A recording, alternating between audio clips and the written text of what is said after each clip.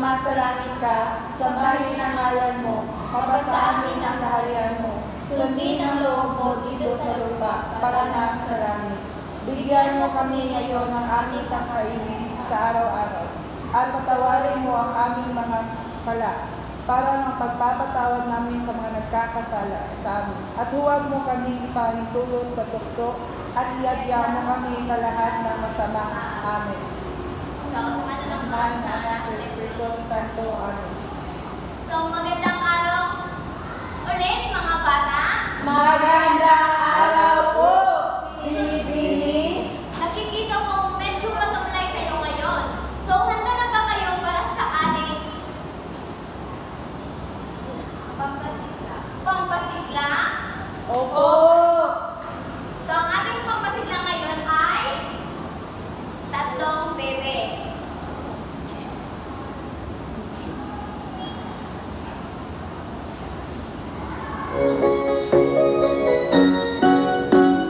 May tatlong bibe akong nakita, mataba, mapayat mga bibe, ngunit ang may tatak sa likod ay isa. Siya ang nagdala nagsabi ng kwak kwak, kwak kwak kwak, kwak kwak kwak. Siya ang nagdala nagsabi ng kwak kwak. So, ngayon, nakita ko ay pasigla na kayo. So, bago kayo umupo, punutin niyo muna ang mga basura sa sahig at kayo ay umupo na. So, dalawa naman tayo sa alin tutuloy sa silid-aralan. Una, pumasok sa tamang oras. So, lahat ba ay pumasok sa tamang oras? Oo. Okay, mabuti. So, susunod ay pagpilihing malinis ang silid-aralan.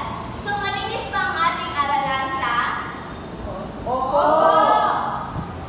Susunod, maging magalang sa lahat ng oras. Maliwanag ba, mga bata? Opo.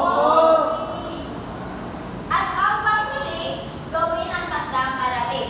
So, naiintindihan niyo ba ang ating aming tutunin sa silid-aralan? Opo. Okay, mabuti. Susunod naman ay ang ating layunin. Pag-ibasa, mga bata. Pagkatapos na parating, ang mga mag-aaral ay inaasahang natutukoy ang pagkaiba ng kulturang material sa kulturang di-material, na ipagpapatuloy ang kawilingan sa pakikinig ng mga kulturang material at di-material sa pamamagitan ng pakikilahok sa talakayan sa klase, at may papakita ang pagkakaiba ng material at di-material na kultura sa pamamagitan ng pagguhit. Intindihan niyo ba, mga bata, ang ating layunin? Opo! Bago ang lahat, tatawagin ko muna si Binibining Ali kung saan siya ay magsisimula sa pagbabalik aral. Magandang araw, mga bata! Magandang araw po! Ano nga ulit ang pangalan ko? Binibining Ali!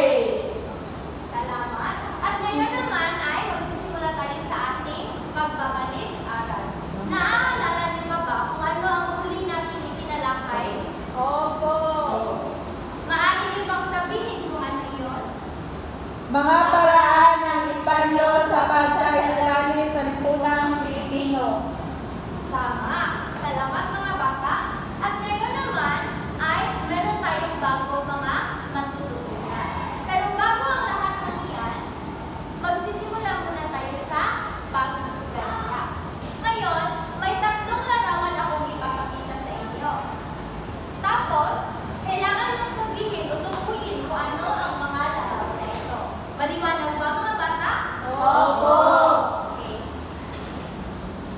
Sa unang larawan, ano ang inyong nakikita?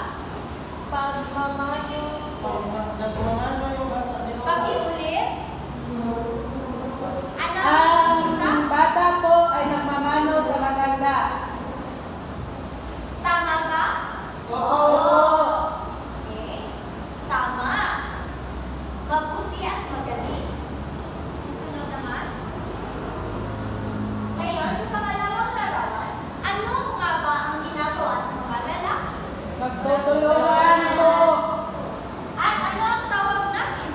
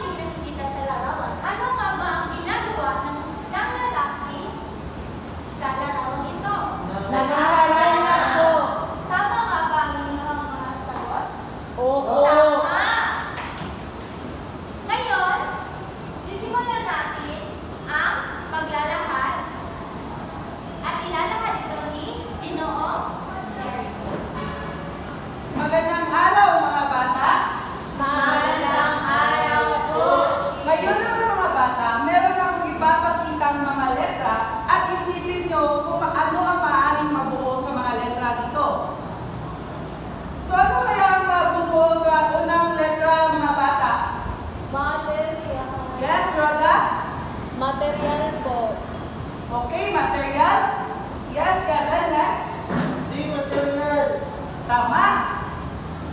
Chandler? Kultura. Kultura.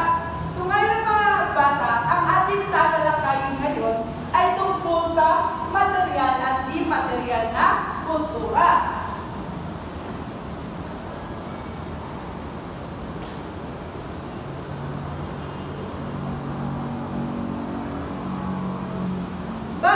Bago na tayo dadako sa dalawang uri ng kultura, atin muna itatalakay kung ano nga ba ang kultura. Pakibasa ang kung ano ang kultura. Ang kultura ay ang kabuuan ng pinagsama-samang pananaw ng mga tao sa kanilang lipunan. Ito ay nagsisilbing pagkakakinlanlan ng isang lugar. Nabubuo ang kultura upang tugunan ang mga pangangailangan ng mga individual sa isang partikular na lugar. Maraming salamat. Ang kultura pala ay isang kabuuang pinagsama-samang pananaw ng mga tao sa kanilang lipunan. Kapag sinabi nating pananaw, kung ano ang kanilang paniniwala sa kanilang lipunan. So halimbawa yung naniniwala sila na merong mga diwata sa ating lipunan. May paniniwala rin sila na ang pagmamano sa mga matatanda ay nagpapakita ng pagrespeto. Ito ay nagsisilbing pagkinlanlan ng isang lugar. Ano ang ibig sabihin ng pagkakinlanlan ng isang lugar, Ali? Para po sa akin, ang pagkakakinlanlan ng isang lugar, ang ibig sabihin nito ay dito natin nalalaman kung ano ang best ng isang lugar o kung saan natin natutukoy kung ano ang saan nakikilala ang isang lugar. Okay, maraming salamat. So ang pagkakinlanlan kung paano natin malalaman ang isang lugar sa pamamagitan ng kanilang mga kultura. Nabubuo ang kultura upang tugunan ang mga pangangailangan ng mga individual sa isang particular na lugar. So may dalawang uri ang kultura. Ang unang uri ng kultura ay ang material na kultura. Kapag sinabi natin material na kultura, ito ay mga bagay na ating makikita at mahahawakan. Ito ay makikita sa paligid. Ito ay mga bagay na nilikha at iyong nahahawakan. So ano nga ba ang halimbawa ng material na kultura? Ang halimbawa ng material na kultura ay yung mga kasuotan ng sinaunang panahon. Yun ang tinatawag natin barong na Tagalog. Ang barong na Tagalog ay ating makikita at ating ring mahahawakan. Pakibasa ang halimbawa ng material na kultura.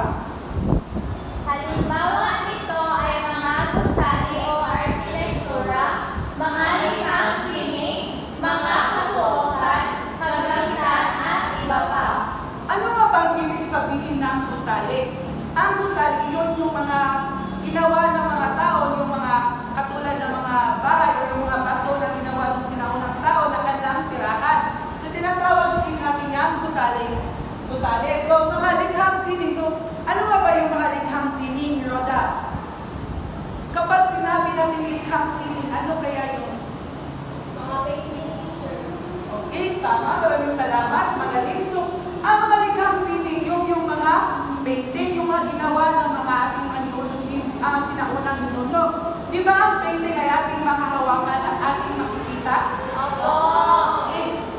Sa tingin nyo ba yung pagmamano ay halimbawa ng material na kultura? Hindi po. Bakit nasabi mo, Ali, na yung pagmamano ay hindi halimbawa ng material na kultura? Para po sa akin, ang pagmamano ay isang behavior o galing ng tao na ginagawa niya sa ibang tao or sa mga mas nakakatanda. Okay, tama. So ang pagmamano, ito ay yung paniniwala ng mga tao sa kanila yung pagrespeto ng sa mga matatanda ay mahalaga. So mga kasuotan, natalakay ko ng kanina kung ano yung mga halimbawa ng kasuotan. Kagamitan, ano kaya ang mga kagamitan na material na kultura? So mga kagamitang material na kultura, yung mga ginawa lang yung mga gamit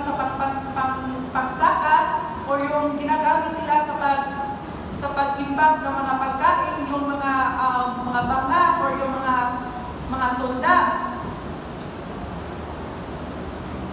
So, ang susunod na uri ng kultura ay ang di material na kultura. Ito ay tatalakayin ni Ginoong Kevin Archibald.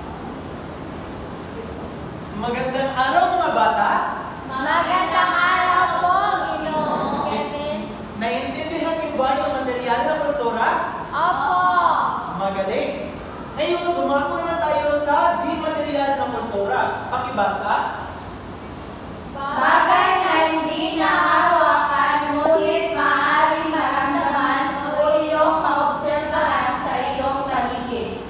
Kabilang ito ang mga ideya, paniniwala, batas, mga kaugalian at norms ng isang lipunan ng mga tao. Magaling! Ang di material na kultura, kahit hindi natin ito nahahawakan, atin naman itong nauobserbahan o hindi naman ating nararamdaman. Kabilang dito ang mga ideya, paniniwala, batas, mga kaugalian at norms ng isang lupon ng mga tao. Pakibasa ng halimbawa. Halimbawa sa di material na kultura ay ang paniniwala ng isang tribo sa mga anito, sinasabing Diyos-Diyosan. Magaling! Ngayon, ang mga tao ay may iba't ibang paniniwala. Katulad ng iba't ibang tribo, naniniwala sila na may Diyos ang kalikasan. At ang sabi nila, dapat natin itong igalang para igalang din nila ang ating paniniwala. Sa sunod naman, awit at sayaw. Sa awit at sayaw, nakikita natin yung mga tao na sumasayaw o umaawit. Pero ang hindi natin nakikita ay yung nararamdaman nila, hindi ba? Opo. So ang nararamdaman nila, sa pamamagitan ng awit at sayaw, naipapakita nila ang kanilang nararamdaman. Gaya na malungkot ba sila, masaya, o di kaya galit.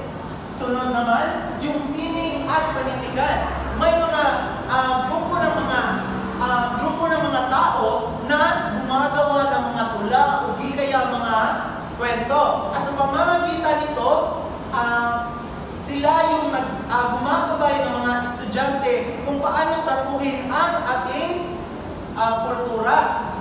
Sunod naman, mga tradisyon at kaugalian. Gaya ng bayanihan o pagtutulong-tulong ng mga tao na buhatin yung bahay, pinapakita nila ang kanilang pagiging pagkamatutuin. Very good.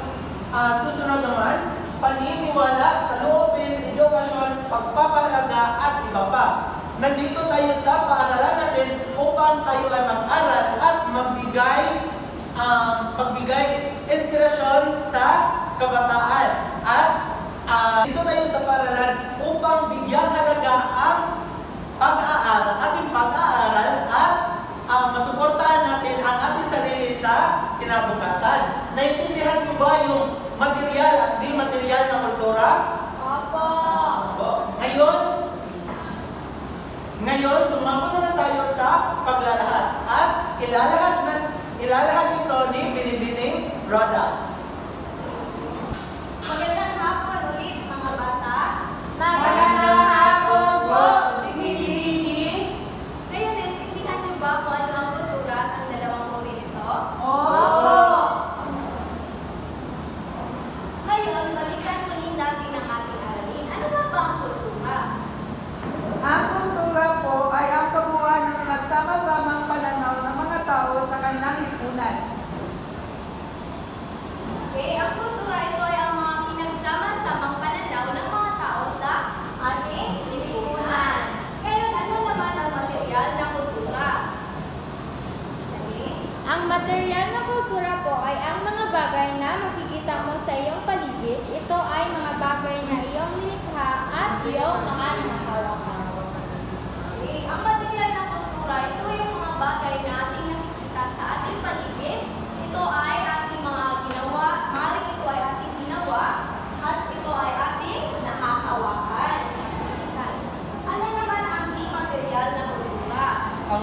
material na kultura po ay isang bagay na hindi nahawakan, ngunit ito'y maaaring ating nararamdaman. Tama, magaling. Ang hindi material na kultura, ito ay ang mga bagay na hindi natin nakikita, subalit maaari natin ito nararamdaman. Ano naman ang halimbawa ng hindi material na kultura? Sandel? Ang halimbawa ng di material na kultura po ay ang mga ideya, paniniwala at tradisyon. Magaling. Ngayon na naintindihan ninyo kung ano ang kultura at ang dalawang uri nito, mayroon tayong aktibidad. Hatiin ko ang klase sa tatlong pangkat. Ito ang unang pangkat, ito ang pangalawang pangkat, at ang pangatlong pangkat. Sa bawat pangkat ay iguguhit ninyo ang isang halimbawa ng material na kultura at isang halimbawa ng di material na kultura. Pagkatapos ay pipili kayo ng isang representatibo para pumunta sa harap at ilahad at o ibahagi sa klase ang inyong mga ginuhit. Naintindihan ba mga bata? Oo! Ipagpalagay natin na tapos na tayo sa ating aktibidad. Ngayon, alam kong handa na kayo sa ating pagtataya.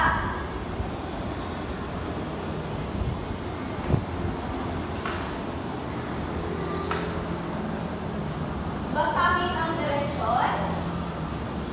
Basahin mabuti ang mga katanungan at binugan ang tamang sagot. Naintindihan ba mga bata? Oo! Ngayon, para sa ating takdang aralin, basahin ang direksyon. Kung